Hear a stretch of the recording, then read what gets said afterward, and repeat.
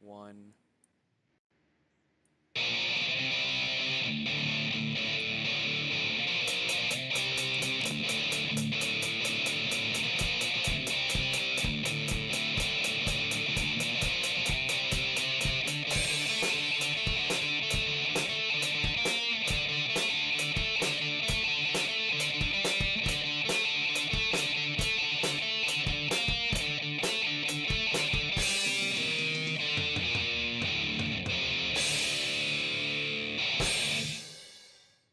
Man, variable speed theme music.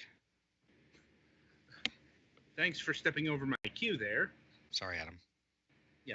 Anyway, all right. Welcome to another installment of Fragments of Silicon Reviews. This week we've got 2 up. I'm not sure how interested people are going to be in some of them, but we'll address that when we get to the second game. Up first is Toby: The Secret Mine. It is a puzzle platformer in the style of Limbo, Nilhumbra. Quite a few games have sported this particular art style at this point in time. In fact, if you go back to just last week, we reviewed 2 games that, not exactly the exact same art style, but pretty similar. But obviously the most direct comparison would be like Limbo, or I guess another one would be like anyone else remember when we reviewed that game Albert and Otto? Just kind of an inverse. Yes. Kind of.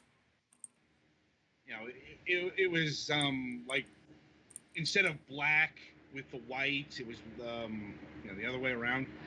This one is it's got all this. It actually reminds me of more like Donkey Kong Country Returns, with the silhouette levels from that, because it's not black and white or heavy grays or anything. It's silhouettes. It's blacks with colored backgrounds, and it's not always black either. Like when you get to the ice levels, it's all white. All the characters stay black, but not all the levels. Still at the end of the day, I'd say this is a pretty typical indie art style at this point. Yeah. And that I think is really at the core of Toby: The Secret Mine. It's typical. I'm really not sure how to frame this in a soft way. I think the most unique thing about this is that it's a mobile port, so it suffers from a lot of the limitations of a mobile port that a lot of the other ones don't. Yeah, For example, in Albert and Otto, you had a gun. In this game, you don't have a gun. Yeah, there are no combat mechanics in this game. It's very much like Limbo in that sense. Yeah, it's pure. The only real puzzle mechanics are pushing things and interacting with clearly interactable objects, mostly. Yeah, it's like if you want actual clever puzzles, I'd suggest go back and look at last week's Black the Fall. This is more these are puzzles in a very loose sense. They're more obstacles, if I'm being honest. Yeah. Mm-hmm. It's like. There are some puzzling moments, don't get me wrong. I think the cleverest this game got was with the sound design. You mentioned this, Galix, as well. Yeah. The sound effects in this game are quite possibly too good for this game. There are really realistic, foot tromping through kind of hardish dirt sounds and bonking your head on things sounds, and the bees I kept trying to swat near my head, literally, because I thought there were actual bees until I figured out that they were in the game. Yeah, and you will sometimes have to use sound to go forward, because there are soft spots in the ground that you will be able to detect via the sound, the sound of wood, which I thought was was the one sort of unique thing this was doing. outside of that, or you had to find like the hidden crate or the hidden switch. Yeah, I think other than that, the most puzzle difficulty I had was when I activated a machine and I had to go back and figure out what part of the big silhouette thingy the machine moved. Yeah, I'm like, it's much more about getting from point A to point B, and that increases as you go through the game. Like, it's looking pretty easy in the footage we got going right now, but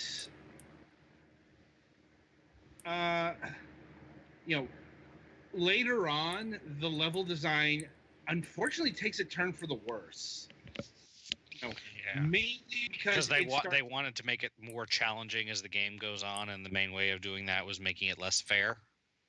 Apparently, because I distinctly remember, like, when you hit the desert area, that's when you start getting cheap deaths, like trial and error deaths.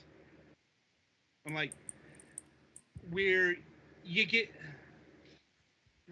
you're gonna do something and you get killed because you didn't know that was there or was going to react a certain way. Like, there's but like, this game will establish patterns and then break them at the end just to fuck with you. That happens. Honestly, sometimes the patterns are not that great to start with. The very first like dangerous enemy in the game that was a giant Venus flytrap or something, that in order to get past, you have to knock a beehive down so that it eats the beehive. And the beehives to that point had not really registered as an interactable object. Yeah, more on that in a bit. But, it's like, you're going to get skewered by, like, hidden spikes a lot of the time.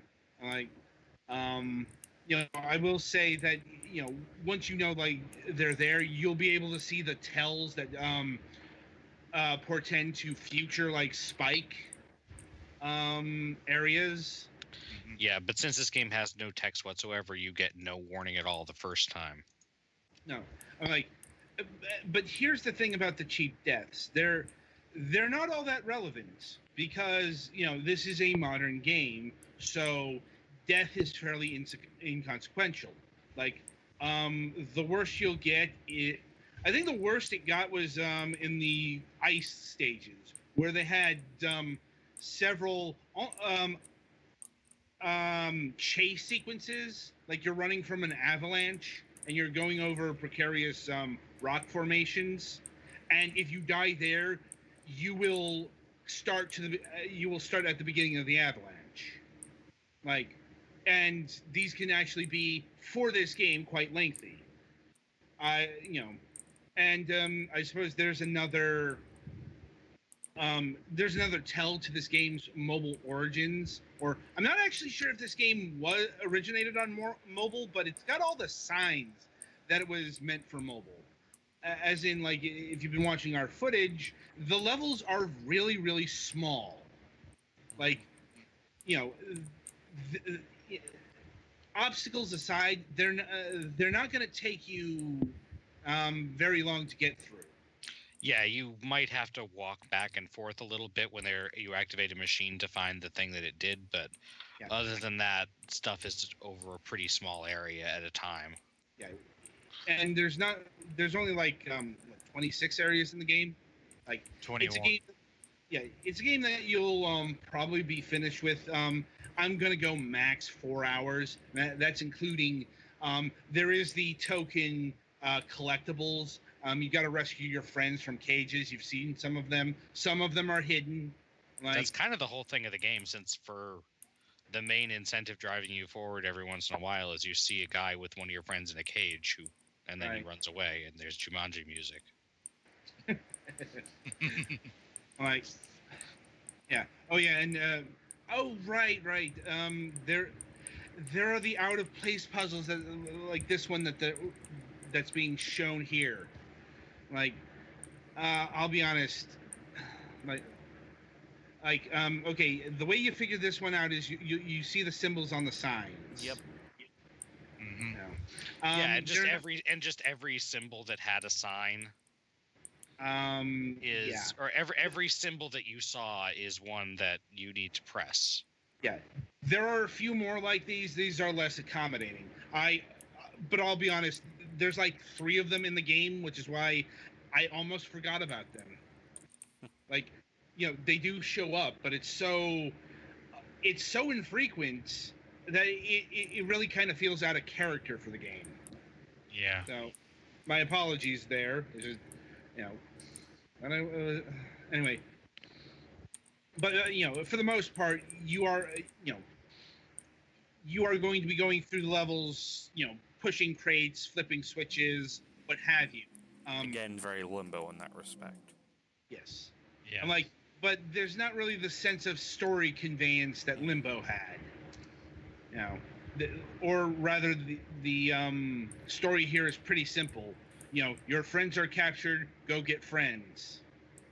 Mm-hmm. Like it's it's very moody and atmospheric, but Limbo was considered to be a hallmark of show don't tell storytelling. I don't think anyone would be expecting that from Toby the Secret Mine. Mm-hmm. That was more Black the Falls deal as well. To be fair, nobody was expecting much out of Limbo when it came out. It basically took the indie world by storm for a few years. I know. And, Limbo was pretty short as well, but, it was also better designed than this game. Like, you could tell that the developer was had a certain amount of inexperience because the game has sloppy parts. There's no way to... Like, they want me to do precision platforming part here, but the controls don't allow me to do smaller jumps. Right. Collision detection is sometimes off, and like I've hit things that weren't near my hitbox, and slipped off more than one ledge. Yeah, like if they let me modulate my jump here, this would be easy. But since I have a fixed jump height, that's not part of the sloppiness. That's part of the design. Like, it's intentionally designed to be awkward with the jumps. That's part of the challenge. Like, what I'm talking about is actual technical glitches that shouldn't be there. No.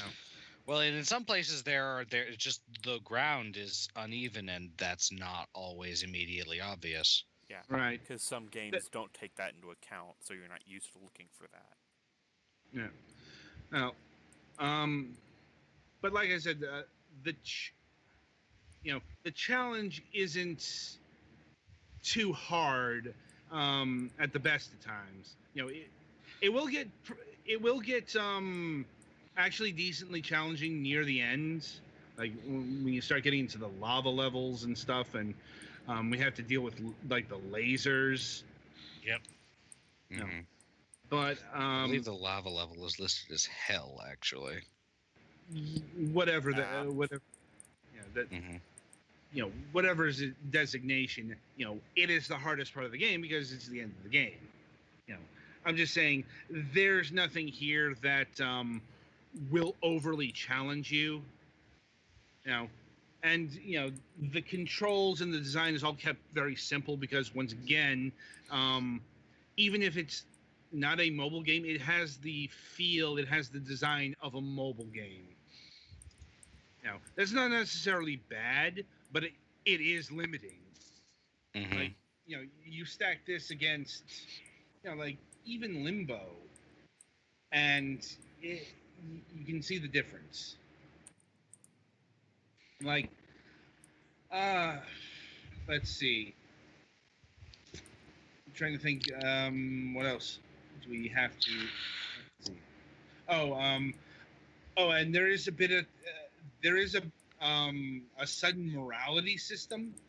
At the very end of the game, you get a choice where you can be good or evil. Like, I won't spoil it, but you can probably have a guess. Well, I mean, there are 2 achievements that literally spell out, good or evil. So I was more referring to what it was about, but yeah, Like you can tell it's a short game because there's only like 5 achievements in the game. Like, Yeah, that's something else I've also noticed. That's kind of an issue with this game. The sun in the background is really disorienting. In what fashion? Like, especially in the early levels with the lens flare and how it kind of fades in and out. Yeah. Like, a little more prevalent earlier on, but... Yeah. Yeah. So, at the end of the day, this is it's a mostly average game. Like, it's not breaking any molds, but it's not, outside of some sloppiness, it's not, terrible or anything. It's not extreme paintball. I think for mobile, this actually might be a pretty good game, but on Steam, there's a lot of or on PC, there's a lot of competition in this genre. Well, so or at least comparatively. Here's the real recommendation breaker for me: the price. Without looking, how much do you think this game is? $10? I guess right 15. one. Oh, it's 10? Yeah, it's $10. I know how indie pricing works. Yeah, I'm like, I'll say right now, even at $10, this game is too expensive. Like, there's just not enough content here for me to say, yeah, pick. It's a game that's done in about 2 hours, 2 to 4 hours, depending on circumstances. I could see it being worth $10 if it had more polish. Like, yeah, even if it would shorten more reason me want to replay this. Like Limbo, slightly I go back less and play it a couple times. Slightly less sudden sound transitions, maybe a music loop that lasts more than 30 seconds. Yeah, it's like it's just quite frankly lacking a lot for $10. I'm like $5 at best. It's like even that, like, I think $3 probably would be the sweet spot here. It's like, I guess that's because of the visuals of the game. It does look quite pretty, especially in stills. But I'm like, yeah, it doesn't have the technical prowess, the amount of content, or even the storyline chops to justify $10, like a Limbo did. Yeah, if I suppose fix any of those, I could see it being, or at least 2 of those, I could see it being worth 10. Mm-hmm. Well, I mean, this game, this initial version of the game, the PC version we're looking at here, is a couple years old at this point. Like, it came out in 2015, and apparently this is on Android, but not iOS devices. I'd have to look into one. Like, apparently the Steam version came first. I mean, I approve of fuck Apple, but is it free on Android or is that a paid app? I'll have to actually look on Android. So give me a second here. But I mean, power to do that now. Yeah. Well, here's the thing. The main reason why we're looking at this is because of the console ports. This game has been getting ported to consoles this year. Way back in January, it got released for the Xbox One and the Wii U. I'm like, the reason I requested is because I got a notice about the PlayStation 4 version, which came out like a few weeks ago. Let's see. Toby the Secret Mine on Android is $4.99. I'm like, yeah, that. So, that's an odd choice. Yeah. Well, let me see if it is actually on iOS now. But yeah, it is on. Yeah, it is on. Well. Here we go. It is on iOS devices because I don't know. Somebody forgot to update the Wikipedia page.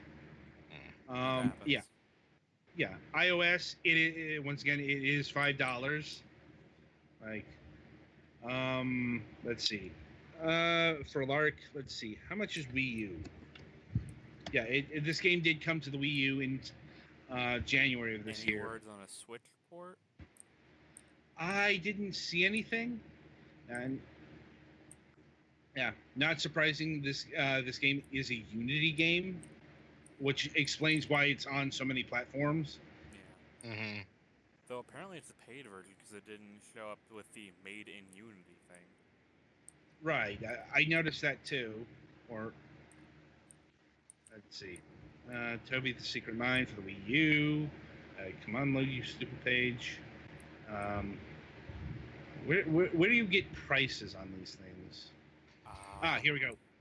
Here we go. Yeah, Toby the Secret Mine is $9.99 on the Wii U, so I'm assuming it's $9.99 on the Xbox One and the PlayStation 4. Yeah, get the mobile version. It may not be as fine, the controls seem really attuned to touchscreens anyway. Like, you're gonna have the usual platform issues, playing with a touchscreen, yada yada yada. But this game really does seem suited to your iPad or Android phone or whatever mobile device you want to play it on. And it's half the price. It's certainly like the lack of in-game menus and options and stuff, and the very simple amount of interaction you have in the game make way more sense on mobile. And the price is better too, so. Yeah. So, yeah, we'll go with a mild recommend on the mobile version and just flat out pass on any of the console versions or the PC version. It's from what I've seen in footage, it's the same game, which would be expected given Unity ports, but yeah,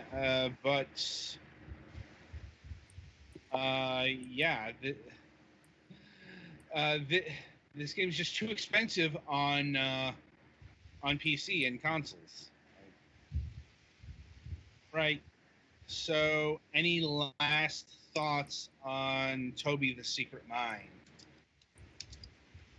It's a game that came out.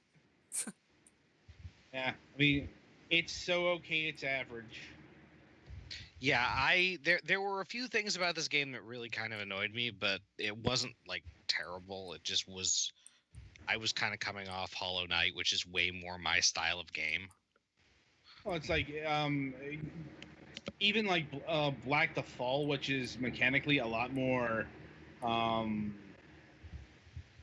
comparable to Toby the Secret Mine. Black the Fall is just like leagues better than this. It's not, that's not necessarily a bad thing because this is one of those games that was done by one person.